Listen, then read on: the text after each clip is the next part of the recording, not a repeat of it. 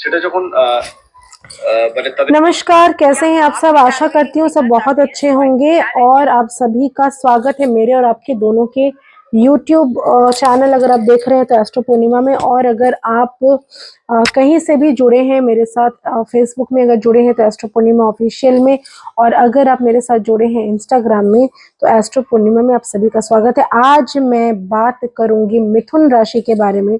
मिथुन राशि 2025 कैसा रहने वाला है, ओवरऑल चीज़ों के बारे में बात करूंगी। करियर, हेल्थ, पारिवारिक चीज़ें, और आपकी लाइफ में क्या क्या होने वाला है, किस चीज़ से आपको रहना है सावधान, और कौन से खास उपाय हैं जो आपको करना है इस ईयर।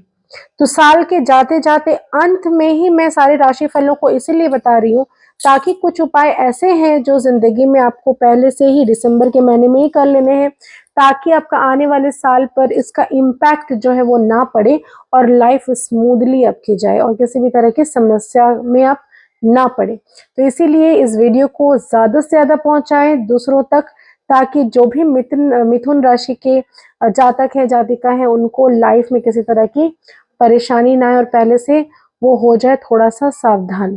तो चलिए बात करते हैं कैसा जाने वाला है 2025 मिथुन राशि का। इसके पहले एक छोटा सा निवेदन, अगर अभी तक आपने मेरे और आपके दोनों के यूट्यूब चैनल को लाइक, शेयर, सब्सक्राइब नहीं किया तो ज़रूर करिए। आशा करती हूँ आपको पसंद आ रहा होगा और ज़्यादा से ज़्यादा लोगों तक पहुँचाइए। और चलिए बात करते हैं कैसा क्या करना है। अगर किसी को अपनी प्रेडिक्शन करवानी है ईयरली 2025 कैसा जाएगा नहीं जाएगा, क्या चीज़ें करें ना करें, तो इसके लिए एक ही चीज़ बताऊंगी। जो नंबर दिया गया है अपॉइंटमेंट बुक कर सकते हैं। ईयरली प्रेडिक्शन की जा रही है, अपॉइंटमेंट लेना पड़ेगा, 2 दिन या 3 दिन का समय लग सकता है। तो चलिए बात करेंगे मिथुन राशि के जितने भी लोग हैं उनको क्या करना चाहिए इस साल जो है। मैं एक चीज बार बार रिपीट कर रही हूँ कि 2025 को जब हम काउंट करते हैं तो वो नंबर आता है 9, जो कि है मंगल का साल। और मंगल काफी सारी चीजों में प्रॉब्लम्स भी कराता है और आपको प्रॉब्लम से निकालता भी है। लेकिन मिथुन राशि के क्षेत्र में ऐसा है कि मिथुन राशि की पर्सनल लाइफ थोड़ी सी हेल हो सकती है। मैं आपको डराना नहीं चाहूंगी, मैं आपको उपाय जरूर बताऊंगी, लेकिन चीजें हैं कि हस्बैंड वाइफ में कॉन्फ्लिक्ट, तलाक तक की नौबत आना, और या फिर आप अगर किसी से पार्टनर है आपका कोई, आप लव रिलेशनशिप्स में है तो भी डिस्प्यूट होना, उसमें किसी न किसी वजह से अड़चने आना या एक दूसरे के साथ नहीं बनना, इन सारी तमाम चीज़ों का सामना आपको करना पड़ सकता है। साल की शुरुआत से ही हो सकता है इसी साल से आपको देखने को ये चीज़ मिलना शुरू हो जाए। आपको अपने गुस्से पर कंट्रोल करना चाहिए, एरोगेंस पर आपको कंट्रोल करना चाहिए, और आपके लाइफ में जितने भी लोग आपसे जुड़े हुए हैं उनसे अच्छे से बात करना चाहिए। अपनी वाणी में नियंत्रण आपको रखने की आवश्यकता है। और प्रेम संबंध अगर टूटते हैं तो याद रखिए कि कहीं ना कहीं आप भी जिम्मेदार हो सकते हैं इस चीज़ की। पहले से ही एक खटास अगर रिश्ते में है तो उसको सुधारने की कोशिश करिए। हस्बैंड वाइफ के बीच काफ़ी सारी लड़ाइयाँ हो सकती है। लाल रंग को अवॉइड करना है आप सभी को। अपना हेल्थ चेकअप भी करवा लेना है। लेकिन ये सारी जो भी प्रॉब्लम्स आप देखेंगे 2025 की शुरुआत में, वो अंत तक जाते जाते खत्म हो जाएंगी, यानी कि नवंबर दिसंबर। लेकिन तब तक रिश्ते को संभाल कर रखना, मजबूत होकर रखना, पारिवारिक रिलेशनशिप्स को अच्छा स्ट्रांग रखना, ये आपकी एक जिम्मेदारी बनकर रह जाएगी, क्योंकि कहीं ना कहीं आपकी बातों से लोग इफेक्ट होंगे और आपको अपने आप के ऊपर कंट्रोल करना अति आवश्यक जरूर होगा। आर्थिक दृष्टि से अगर मैं बात करूं तो ये साल मिला जुला परिणाम देने वाला हो सकता है। साल की शुरुआत में गुरु जो है आपके द्वादश घर पर स्थित होंगे और खर्च में वृद्धि कराएंगे। बेफिजूल के खर्चे हो सकते हैं। भूमि, वाहन या फिर किसी तरह की संपत्ति पर आप एक बड़ा खर्च कर पाएंगे, हो सकता है वहां से आपको प्रॉफिट हो। जी हाँ, आपकी आर्थिक स्थिति में सुधार आपको दिखेगा 24 जनवरी से लेकर 10 फरवरी के बीच में। अष्टम भाव में बुध रहने की वजह से आर्थिक रुकावटें आ सकती हैं। इस पीरियड के बाद आपकी ज़िंदगी में सुधार देखने, 10 फरवरी के बाद आपकी लाइफ में सुधार देखने को ज़रूर मिलेगा। लेकिन उसके पहले तक बुध आपसे फालतू के बेफिजूल के खर्चे करवाएंगे। कहीं से पैसे आने वाले हैं वो रुकना, कहीं से पैसे अपने अब मिलने वाले थे वहां से रुकावटें आना, ये सारी चीज़ों का सामना आपको करना पड़ेगा। लेकिन उसके बाद धीरे-धीरे करके समय सुधरेगा और आपके लाइफ में पैसे आएँगे और आप हो सकता है कोई नया प्रॉपर्टी या नया वाहन ना या फिर नया बिज़नेस करने के बारे में अगर आप सोच रहे हैं, तो मार्च महीने के बाद से बहुत ही उत्तम समय रहने वाला है। तो आप सभी को बता दूँ कि आप अगर इन चीज़ों से जुड़े हैं, कहीं न कहीं आपको पहले से आपने प्लानिंग की है इस साल 2024 में कि मुझे न्यू ईयर में ये सारी चीज़ें टारगेट करके रखा है कि मुझे नई प्रॉपर्टी चाहिए, मुझे नया बिज़नेस स्टार्टअप देना है या फिर मुझे एक नया गाड़ी खरीदना है, तो this is the best time after after 10th of February के बाद का जो समय है वो आपके लिए अच्छा रहने वाला है।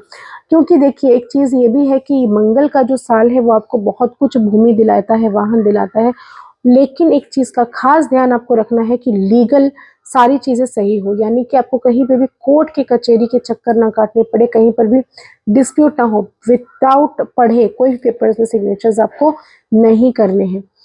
इसके अलावा अब बात अगर करेंगे आपकी हेल्थ के बारे में, तो बहुत ज़्यादा एग्रेशन, बहुत ज़्यादा मानसिक चिंता, बहुत ज़्यादा स्ट्रेस, बहुत ज़्यादा एंग्ज़ायटी का सामना आपको करना पड़ सकता है, क्योंकि चीज़ें हो सकती हैं आप जैसा चाहते हो वैसा ना हो।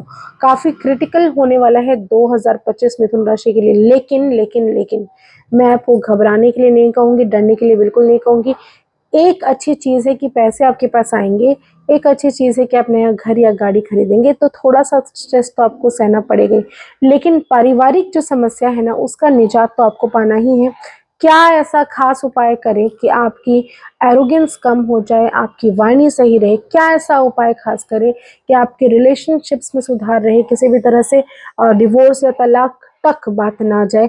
क्या ऐसा ख़ास उपाय करें कि आपका 2025 अच्छा बने? तो 3 चीज़ों का दान तो सबसे पहले दिसंबर मंथ में ज़रूरी है, मैं हर एक व्यक्ति को कह रही हूँ, तो आपको ज़रूर से ज़रूर दान करना चाहिए। नमक का 1 पैकेट किसी भी मंदिर में, दूसरा दान करना चाहिए आपको किसी भी तरह से सरसों का तेल किसी शनि मंदिर में जाके, और तीसरी चीज़ का दान आप करेंगे किसी भी मंदिर में आसन का दान। इतना करेंगे तो 2025 में ऑब्स्टेकल्स, स्ट्रगल्स आपको नहीं देखने पड़ेंगे।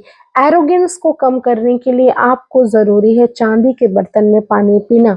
कैसे पीना है? चांदी का बर्तन नहीं है मैडम, कैसे अफ़ोर्ड करें? तो चलिए चांदी का एक सिक्का ही खरीद लीजिए आप मार्केट से, आपके पास है तो वॉश कर लीजिए।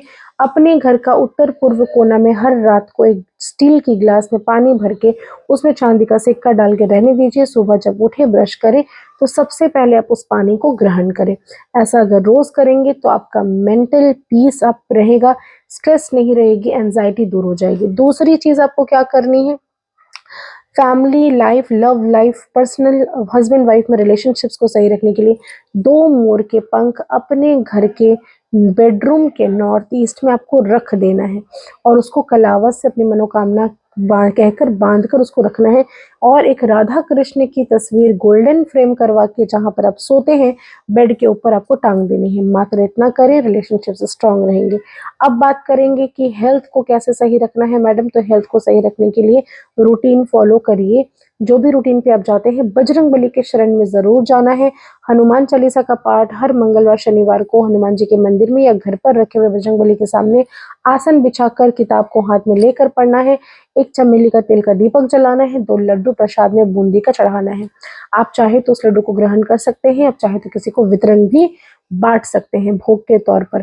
तो आपको ये सारे कर्म अगर आपने कर लिए, तो उम्मीद करती हूँ कि 2025 में किसी भी तरह की समस्या का सामना आपको नहीं करना पड़ेगा। तो इसी के साथ इजाज़त चाहती हूँ, फिर मिलूँगी नेक्स्ट राशि को लेकर 2025 के बारे में बात करेंगे। तो चलिए इसको ज़्यादा से ज़्यादा शेयर करिए और दूसरों तक पहुँचाइए। आप भी खुश रहें और दूसरों को खुश रखिए। धन्यवाद।